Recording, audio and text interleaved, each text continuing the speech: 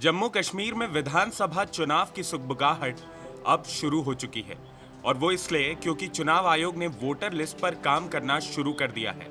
आयोग का कहना है कि इस बार वोटर लिस्ट में 20 से 25 लाख नए वोटर शामिल हो सकते हैं। ऐसा इसलिए क्योंकि अब जम्मू कश्मीर में रह रहे बाहरी लोगों को भी वोटिंग का अधिकार मिल गया है। जी हां, जम्मू कश्मीर के मुख्य निर्वाचन अधिकारी हरदेश कुमार ने बताया कि दूसरे राज्य के जो लोग यहां रह रहे हैं वो अपना नाम वोटर लिस्ट में शामिल करवाकर वोट डाल सकते हैं।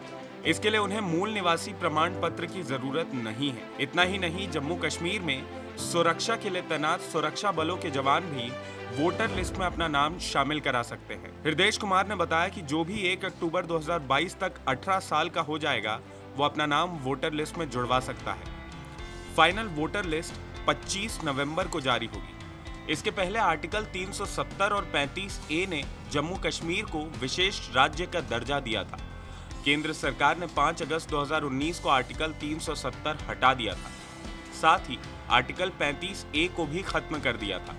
इससे अब वहां के लोगों को भी वो सारे अधिकार मिल गए हैं जो देश के दूसरे हिस्सों में रह रहे लोगों के पास थे। आर्टिकल 35A के तहत जम्मू कश्मीर के गैर नागरिक ना तो यहाँ स्थायी रूप से बस सकते थे और ना ही संपत्ति खरीद सकते थे। इसके साथ ही ये लोग पंचायत चुनाव से लेकर विधानसभा चुनाव में वोट भी नहीं डाल सकते थे। उन्हें सिर्फ लोकसभा चुनाव में वोट डालने का अधिकार था। हृदेश कुमार ने बताया कि जम्मू कश्मीर का वोटर बनने के लिए अब मूल निवासी प्रमाण पत्र होना जरूरी नहीं है। कोई भी कर्मचारी, छात्र, मजदूर या कोई भी व्यक्ति जो दूसरे राज्य से आकर जम्मू कश्मीर में रह रहे हैं वो अपना नाम वोटर लिस्ट में जुड़वा सकते हैं। आपको बता दें कि 370 हटने के साथ ही केंद्र सरकार ने जम्मू कश्मीर और लद्दाख को अलग अलग कर दिया था। अब दोनों ही केंद्र शासित प्रदेश हैं। जम्मू कश्मीर में विधानसभा है जबकि लद्दाख में विधानसभा नहीं है।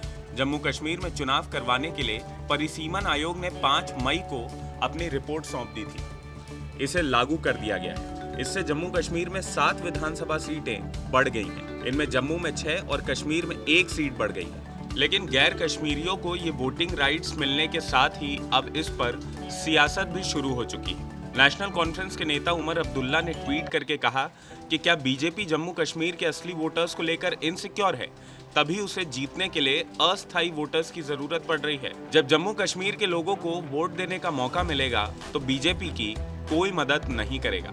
पीपल्स डेमोक्रेटिक पार्टी की प्रमुख और पूर्व मुख्यमंत्री महबूबा मुफ्ती ने कहा कि गैर नागरिकों को वोटिंग का अधिकार देकर यहाँ की स्थानीय आबादी को कमजोर किया जा रहा है। तो वहीं पीपल्स कॉन्फ्रेंस के प्रमुख सज्जाद गनी लोन ने इसे खतरनाक और विनाशकारी कदम बताया है। उन्होंने ट्वीट करके कहा कि नहीं पता कि वो क्या हासिल करना चाहते हैं, लेकिन ये खतरनाक है। 1987 को याद रखें, हम उससे अभी तक बाहर नहीं आए। 1987 को ना दोहराएं, ये खतरनाक होगा। आपको बता दें कि जम्मू कश्मीर में आखिरी बार साल 2014 में विधानसभा चुनाव हुए थे। तब बीजेपी और पीडीपी ने मिलकर सरकार बनाई और मुफ्ती मोहम्मद सईद मुख्यमंत्री बने। जनवरी 2016 में मुफ्ती मोहम्मद सईद का निधन हो गया। करीब 4 महीने तक राज्यपाल शासन लागू रहा। इसके बाद में उनकी बेटी महबूबा मुफ्ती मुख्यमंत्री बनी, लेकिन यह गठबंधन ज्यादा दिन नहीं चल पाया। 19 जून 2018 को बीजेपी ने पीडीपी से गठबंधन तोड़ लिया और इसके बाद राज्य में राज्यपाल शासन लागू हो गया। अभी वहां फिलहाल राष्ट्रपति शासन लागू है। अब ऐसे में क्या आपको भी लगता है कि गैर कश्मीरियों को वोटिंग राइट्स देना गलत कदम है या ये एक सही कदम है?